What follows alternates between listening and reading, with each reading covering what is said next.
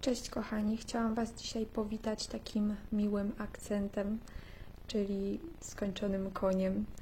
W końcu po 2 latach skończyłam go i jestem przeszczęśliwa, że w końcu mogę go dać mojej babci, bo już naprawdę nie mogę na niego patrzeć. Oprawiłam go.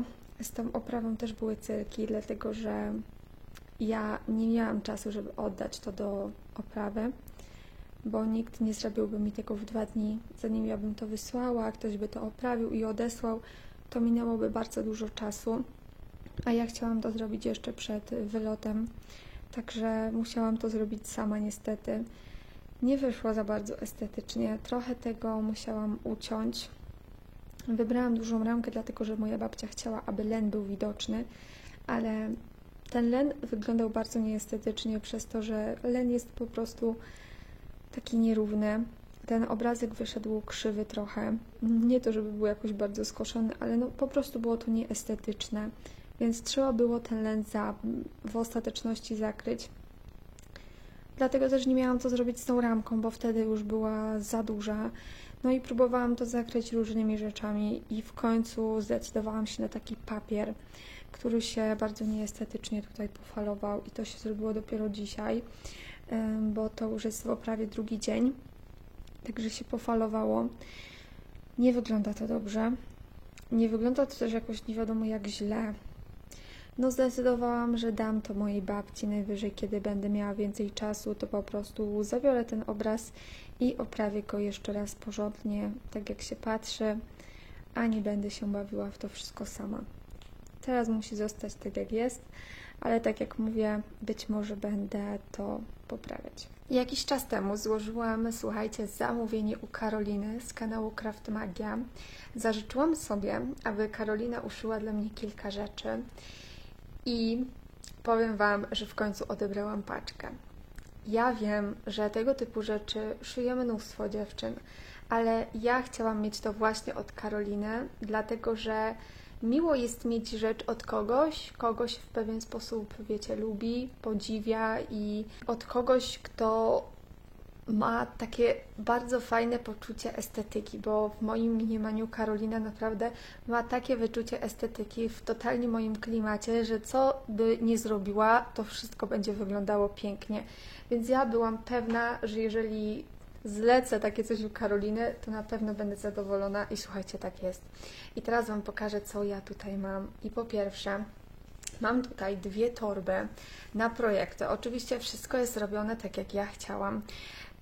Wymiary torby też są takie, jak chciałam. Są dość potężne.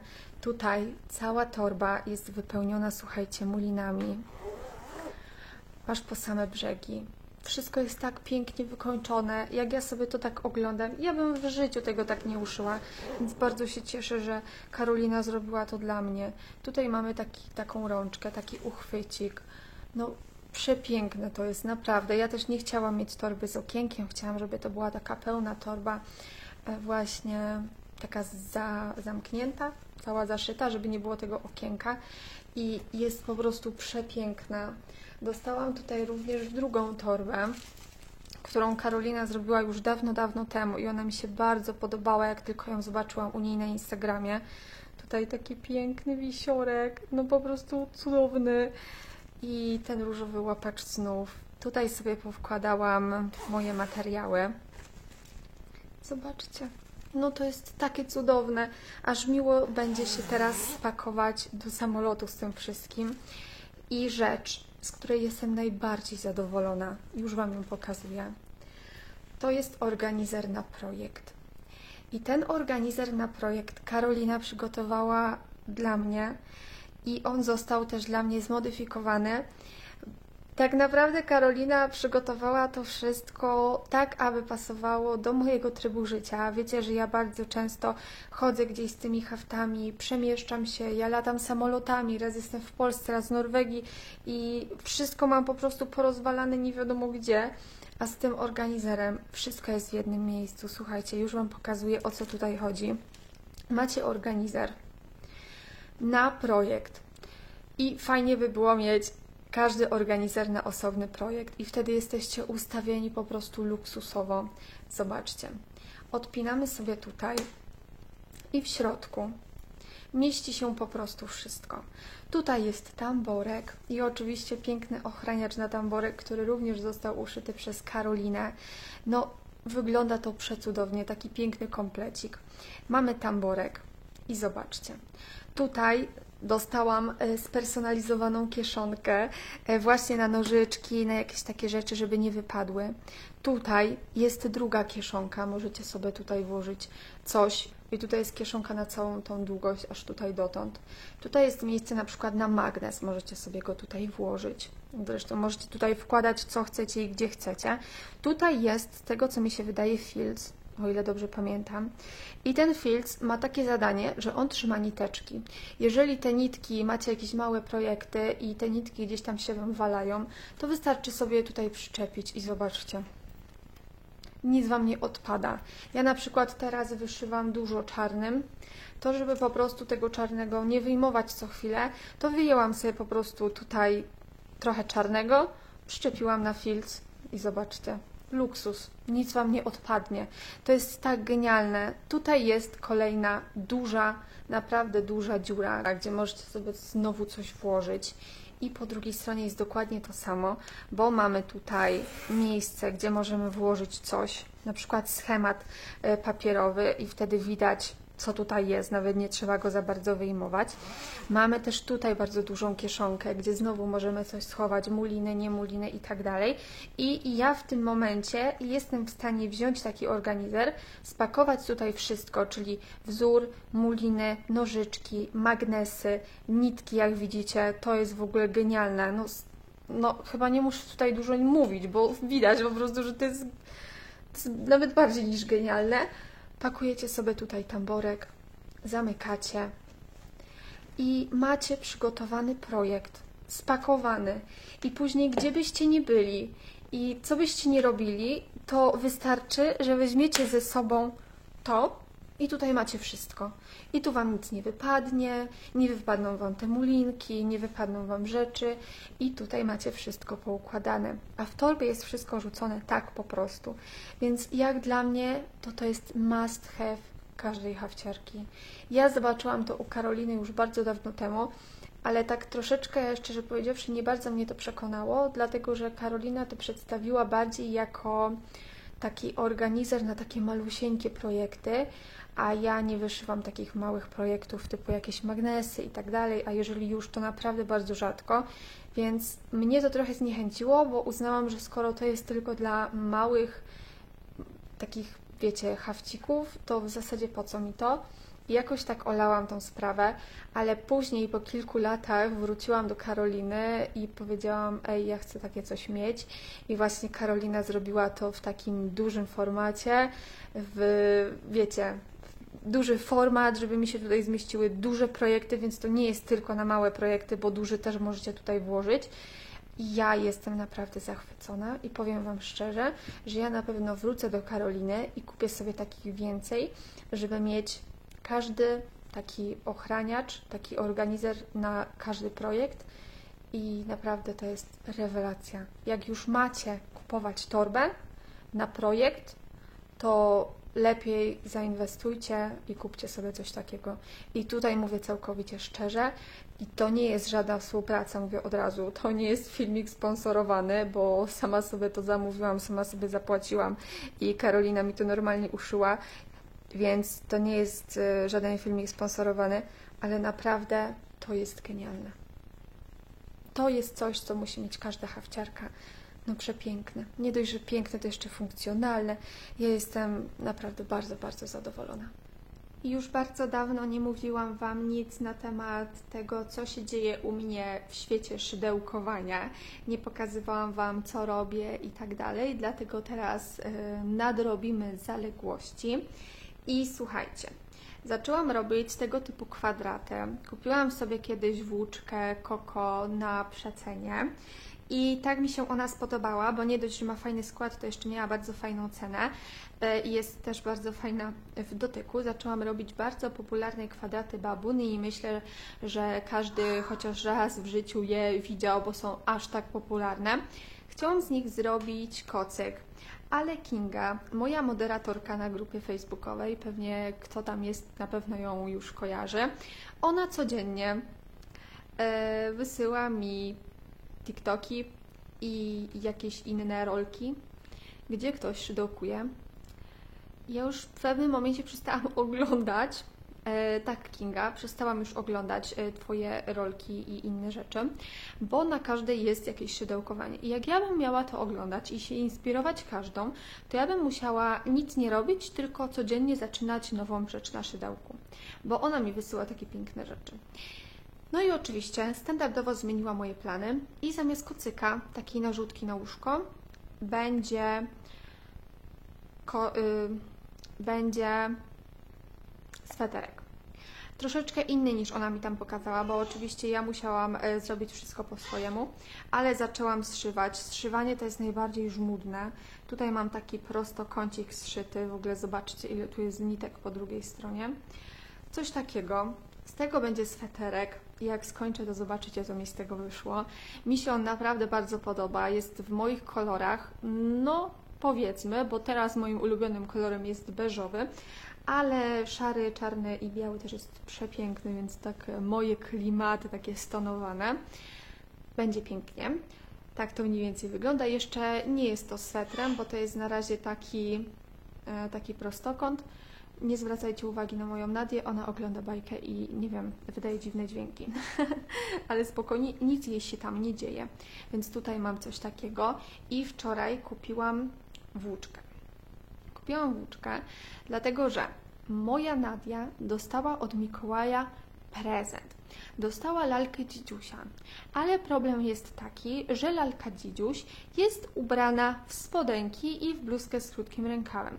A jak moja mądra córka zauważyła, na dworze jest śnieg, minus 10 stopni, po prostu zamieć śnieżna i tak dalej, a dzidziuś ma spodenki i krótki rękaw. No i oczywiście, mamo, możesz zrobić dzidziusiowi ubranko? No to jak mogłam odmówić? Kupiłam piękną włóczkę, taką naprawdę piękną i tutaj nie zwracałam uwagi akurat na skład, z uwagi na to, że to miało być ubranko dla lalki, więc kupiłam to, co mi się po prostu podobało i to jest 67% akryl, 14% wełny, 10% poliestru i 9% moheru. Można prać w 40 stopniach, tutaj jest 100 metrów, szydełko 6-7 mm. To jest naprawdę piękne i słuchajcie, w dotyku to jest takie milusia. Ja nienawidzę robić z akrylu, bo akryl dla mnie jest niemiły w dotyku, ale to jest bardzo milusie. Zobaczcie, jakie to jest po prostu... Wow, uznałam, że to będzie piękne, ale tak mnie wczoraj naszło taka myśl, czy może zamiast ubranka dla lalki nie zrobić z tego jakiejś ładnej sukienki dla Nany? Ewentualnie Nadii i dzidziusiowi nie zrobić takiej samej? Nie wiem. Tak się teraz zastanawiam, bo w sumie nie ma to zbyt dobrego składu, żeby Nadia mogła w tym chodzić, a z drugiej strony ile mam? Zastanawia się nad tym, jaki skład ma bluzka, w której chodzi jej dziecko. Chyba niewiele. Więc teraz się zastanawiam, czy po prostu nie zaryzykować i nie zrobić po prostu, bo i tak ona z tego niedługo wyrośnie, więc teraz mam takie rozkminy życia. Jeszcze nie wiem, co z tego w końcu wyjdzie i kto dostanie piękną sukienkę, ale ktoś na pewno. Z racji tego, że zbliża się nowy rok już wielkimi krokami, naszły mnie takie myśli, że przecież na nowy rok musi być nowy start i z jednej strony bardzo nie chcę, a z drugiej strony właśnie bardzo chcę coś zacząć. Stwierdziłam, że skoro mam ten plus, iż jestem w stanie sama sobie przerobić wzór, to postanowiłam, że przerobię sobie wzór taki, jakiego nikt nie będzie miał, z uwagi na to, że nie jest on dostępny do sprzedaży, więc tak naprawdę nikt z Was nie będzie w stanie wyszyć takiego samego wzoru jak ja. Tym razem padło na coś takiego. I zazwyczaj przerabiając wzory dla kogoś, próbuję te wzory do kogoś dostosować. No i tak też było w tym przypadku, dlatego że dostosowałam ten wzór do siebie. Zazwyczaj wszyscy zwracają uwagę na to, żeby nie było pojedynczych krzyżyków, jak najmniej kolorów, jak najmniej blendów, ale żeby był super efekt.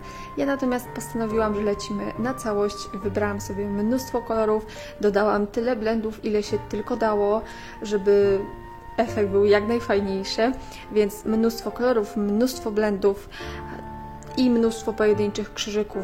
Zamówiłam sobie mulinki, ale później doszłam do wniosku, że ja przecież nie mogę tego zacząć, bo przecież muszę skończyć te projekty, które mam już zaczęte. Dlatego też zamówiłam muliny, ale nie kupiłam materiału, a bez materiału, jak wiadomo, wyszywać się nie da. Także sorry, materiału nie będzie i mam nadzieję, że nie zacznę. Dlatego mam też tylko muliny właśnie na ten projekt. Zaraz zobaczycie sobie, ile tego jest.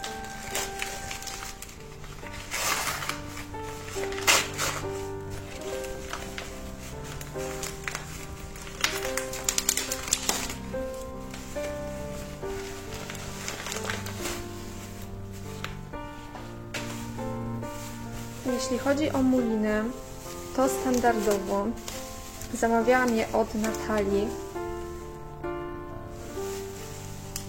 i standardowo jest to mulina DMC cięta z metra, chyba tak się to nazywa, taka ze szpuli. Mam tutaj wszystko, co potrzebuję, tyle kolorów, zobaczcie, całkiem sporo.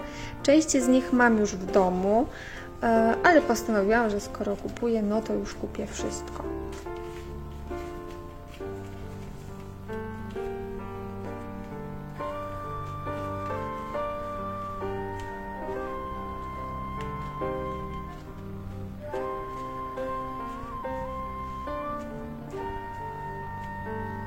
Każdy kolor oczywiście po jednej sztuce, później będę sobie to dokupować, nie ma problemu. Ja zawsze tak robię, że zamawiam właśnie po jednej sztuce. Tak to wygląda, nowe banderolki, jak widzicie. No i to chyba tyle, co Wam chciałam powiedzieć. Chciałam zacząć, ale jednak nie zaczynam. Mam muliny, ale nie mam materiału.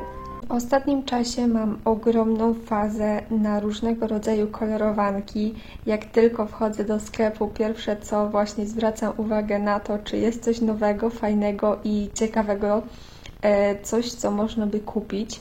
I tak też było tym razem, kiedy poszłam do Action, znalazłam tam tyle różnych kolorowanek. Nie było mnie tam chyba 5 miesięcy. My w Norwegii nie mamy Action, przynajmniej w moim mieście nie ma. Nie wiem jak w innych częściach. Także no niestety mnie tam nie było, ale jak weszłam, to już przepadłam. Kupiłam sobie nową kolorowankę i kupiłam kredki. Co prawda najtańsze, ale tutaj nie o jakość chodziło, tylko o sam fakt posiadania kredek, bo moja 3-letnia córka nie zwraca uwagi na to, gdzie daną kredkę zostawi, więc mam bardzo dużo kredek, każda z innej parafii i te gamy kolorystyczne się nie zgadzają, a tutaj przy malowaniu po numerkach dobieranie kolorów jest bardzo istotne. Jeżeli źle dobierzemy kolory, to może to wyglądać dziwnie i sama żyję w stresie, czy w ogóle dobrze te kolorki tutaj dobrałam. Tak to mniej więcej wygląda u mnie w ostatnim czasie. Po prostu sobie siedzę i koloruję. I chciałabym przetestować jak najwięcej kolorowanek i chciałabym pokolorować jak najwięcej. Ja oczywiście nie jestem w żaden sposób związana z rysunkiem. Koloruję sobie tak dla siebie, tak nie to, że z nudów, ale tak po prostu. Zwykłymi kredkami, nie jakoś profesjonalnie. Tak dla siebie. Teraz tak sobie siedzę i odkryłam, że na samym końcu są, słuchajcie, wizualizacje gotowych obrazów, które powinny nam wyjść po pokolorowaniu. I tak powinien wyglądać ten mój pierwszy. Więc to jest oczekiwanie kontra rzeczywistość. Dobrze widzicie. Jak ja te kolory dobrałam? Nie mam pojęcia. Tutaj to wygląda w ogóle jak czarny granatowy, ciemny zielony, a z tego co widziałam tam na końcu, to tutaj są same zielenie. Ja nawet nie miałam, ja miałam 48 kredek, ale nie miałam aż tylu odcieni zielonego, więc ja nie wiem o co tutaj chodzi. Tutaj na następnych krateczkach też są jakieś takie dziwne oznaczenia. Ja nie wiem, czy to jest znowu czarny, czy to jest zielony, czy jaki to jest, a to jaki to jest, bo nie wiem. Nawet Wam pokażę z bliska, zobaczcie. Nie wiem. To jest ewidentnie zielony, taki ciemny. To też. A to co to jest za kolor? Tu powinna być jakaś, nie wiem, rozpiska z tyłu, żeby było wiadome, o co chodzi. A tutaj nie wiem, jak ja sobie to mam dobrać. Jakby ktoś z Was był ciekawy tej kolorowanki, to wygląda ona tak. Ja ją kupiłam, tak jak mówiłam, w Action. I jeżeli chcielibyście więcej w ogóle filmików, takich skolorowanek, w których będę sobie coś tam kolorowała dla Was, to koniecznie dajcie znać. O, tutaj też widać. Dopiero teraz to zauważyłam. Teraz zauważyłam, że to powinno wyglądać tak, a wygląda tak. Dobra, jakbyście chcieli więcej filmików z kolorowania, to dajcie znać i nagramy coś w przyspieszeniu.